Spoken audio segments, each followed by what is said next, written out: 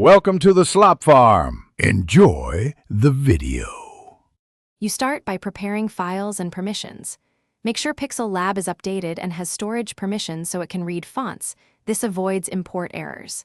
Next, download the TrueType, TTF, or OpenType font you want and place it in an easy folder like Downloads or Fonts on internal storage. You do this because Pixellab reads local files only. Once done, confirm the font file name and path so you can quickly navigate to it inside Pixellab during the import step. Now open Pixellab and add the font to the app. Create or select a text layer, open the font menu, and choose the Add Font or plus icon. Then navigate to the folder where you saved the TTF or OTT file and tap the font file to import.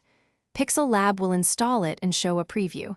If it doesn't appear immediately, close and reopen the font menu. Make sure you pick the correct file format.